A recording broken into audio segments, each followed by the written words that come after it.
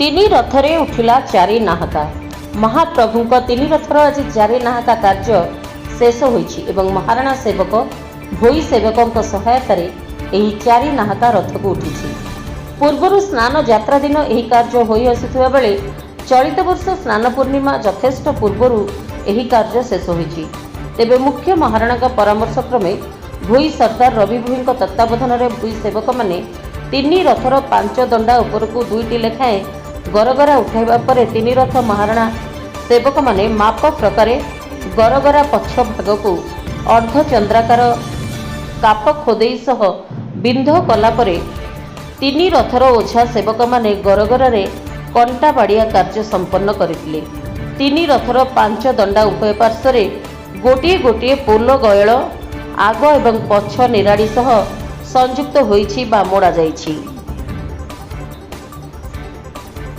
ପୋଲ ଗୟଳକୁ ମୁଣ୍ଡାଇ ରଖିବା ପାଇଁ 7 ଗୋଟି ଟାଣ ବା ଖମ୍ବି ଉଭୟ ପାର୍ଶ୍ୱ ଦଣ୍ଡାରେ ବିନ୍ଧ କରାଯାଇ ସେଟିଂ କରାଯାଇଛି।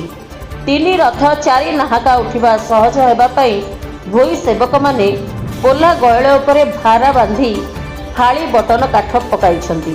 ତିନି ରଥର ଗାରେଡ଼ି ଏବଂ ଅଁଳା ନିର୍ମାଣ ପାଇଁ ରଥ ଅମିନ ତିନି ରଥ ଚାଳିକୁ 4 ଗୋଟି ଲେଖାଏଁ 6 ଫୁଟ ଲମ୍ବ କାଠ ଭୋଇ ସେବକଙ୍କ ସହାୟତାରେ ଯୋଗାଇଥିଲେ, ଯାହାକି ତିନି ରଥ ମହାରଣା ସେବକମାନେ ତାର ଚୌପଟ କାର୍ଯ୍ୟ ଶେଷ ପର୍ଯ୍ୟାୟରେ ପହଞ୍ଚିଛି।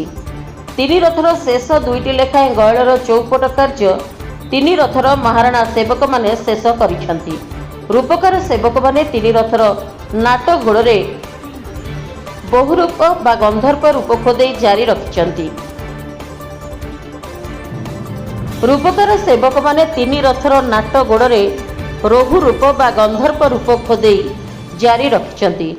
ଦୋଳବେଦୀ ଅସ୍ଥାୟୀ କମାରଶାଳାରେ ଓଝା ସେବକମାନେ ପୋଟଳ ପାଇଁ ଗୋଡ଼ି ଛାଲ କଣ୍ଟା ଏବଂ ଗୟଳ ପାଇଁ ତାଗ କଣ୍ଟା ନିର୍ମାଣ ଜାରି ରଖିଛନ୍ତି। ପୁରୀ ରଥଖଳାରୁ ସିନିୟର ରିପୋର୍ଟର ଲଲାଟେନ୍ଦୁ ମିଶ୍ରଙ୍କ ସହ ବ୍ୟୁରୋ ହେଡ୍ ଲକ୍ଷ୍ମୀପ୍ରିୟା ଦେଙ୍କ ରିପୋର୍ଟ, ରିପବ୍ଲିକ୍ ଓଡ଼ିଶା, ସାଧାରଣ ଲୋକଙ୍କ ସ୍ୱର।